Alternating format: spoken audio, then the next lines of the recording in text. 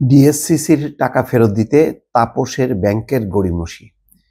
শেখ হাসিনার পরিবারের অনেক সদস্য তারা টাকার কুমির, বিভিন্ন ব্যাংকের মালিক, বিভিন্ন আর্থিক প্রতিষ্ঠানের মালিক হয়েছে এবং এই সমস্ত ব্যাংকগুলো তাদের একেবারে ব্যক্তিগত ব্যাংকে পরিণত করেছে। সেইখান থেকে টাকা লুটপাট ইচ্ছামতো করে এবং সংস্থার টাকাগুলি সেখানে ঢেলে সেই ব্যাংকগুলোকে তারা শক্তিশালী করেছে ইচ্ছামতো। কোনো নিয়ম নীতির বালাই ছিল না। এখন পরিস্থিতি হলো এই যে সেই টাকা অর্থাৎ দক্ষিণ সিটি কর্পোরেশনের জমা রাখার টাকা এখন ফেরত দিতে যমুনা ব্যাংক গড়িমসি করছে। সে কারণেই বলা হচ্ছে যে তাপসের ব্যাংকের গড়িমসি। সবাই জানে মধুমতি ব্যাংক মানে এটা হলো তাপসের ব্যাংক। তারা রাজনৈতিক নেতা, শেখ হাসিনার পরিবারের সদস্য, তাদের ব্যাংকের মালিক, তারা কত কিছুর যে মালিক, তাদের খাওয়ার শেষ নেই। এদের পেটে এত খিদা যে এদের খিদা কখনোই আর নিবারণ করা সম্ভব না, যার কারণে বিভিন্ন প্রতিষ্ঠান এখন ধুঁকছে। সিটি কর্পোরেশনকেও এখন বিপদে ফেলেছে। তারা তাদের টাকা ফেরত চায়, মধুমতি ব্যাংক সেটা দিতে পারছে না।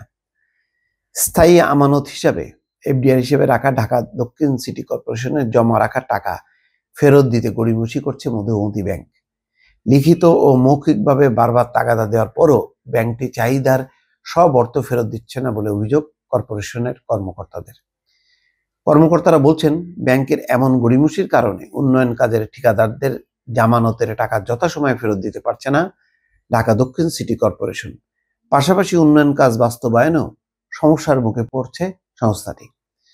ঢাকা দক্ষিণ সিটির হিসাব বিভাগ সূত্র বলছে, জুলাই গণঅভ্যুত্থানে ক্ষমতাচ্যুত প্রধানমন্ত্রী শেখ হাসিনা সরকারের আমলে শেখ ফজলিনুর তাপস মেয়র হওয়ার পর এই কর্পোরেশনের বার্ষিক রাজস্বের প্রায় অর্ধেক মধুমতি ব্যাংকে রাখা হতো।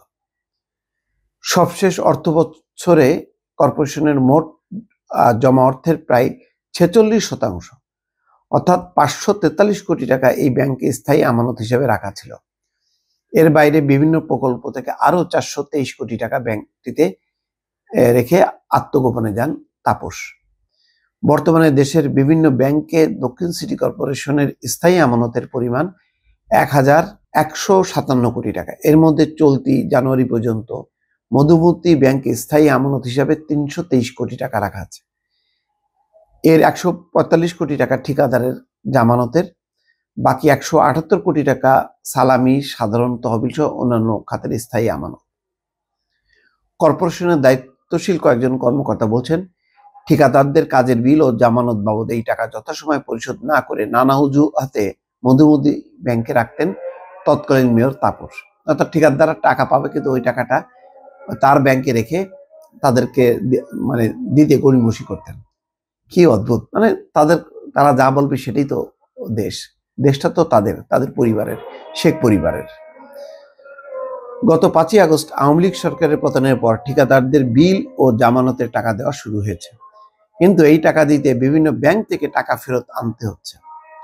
ব্যাংকগুলো থেকে টাকা তোলার অংশ হিসেবে ঢাকা দক্ষিণ সিটি প্রশাসকের নির্দেশে 10ই ডিসেম্বর 144 কোটি টাকা চেয়ে মধুমতি ব্যাংকে চিঠি দেওয়া হয়। তবে টাকা দিতে সময় ক্ষেপণ করে ব্যাংকটি। পরে আরো কয়েকবার তাগাদা দিলে 5 দফায় 136 কোটি টাকা দেয়। এখনো 8 কোটি টাকা দেওয়া বাকি আছে। এই হচ্ছে অবস্থা। তারা নানা অজুহাত দেখাচ্ছে কেন টাকা দিচ্ছে না জানতে ব্যাংকের ঊর্ধ্বতন কর্মকর্তাকে তলব করা হলো, তিনি আসেননি। তারা আশ্বাস দিচ্ছে যথাসময়ে টাকা দিচ্ছে না। এই হচ্ছে পরিস্থিতি। দর্শক, খেয়াল করেন যে এরা কিভাবে বিভিন্ন প্রতিষ্ঠানকে জিম্মি করেছে। তাপস তার নিজের ব্যাংককে সুবিধার জন্য ঢাকা দক্ষিণ সিটি কর্পোরেশনকে রীতিমতো জিম্মি করেছে। এইভাবেই চলেছে শেখ হাসিনার শাসন আমল। দর্শক, এক এক করে নানা অনিয়ম, নানা ক্ষমতার ব্যবহারের চিত্র উঠে আসছে প্রতিনিয়ত। দর্শক, ভালো থাকবেন। আল্লাহ হাফিজ।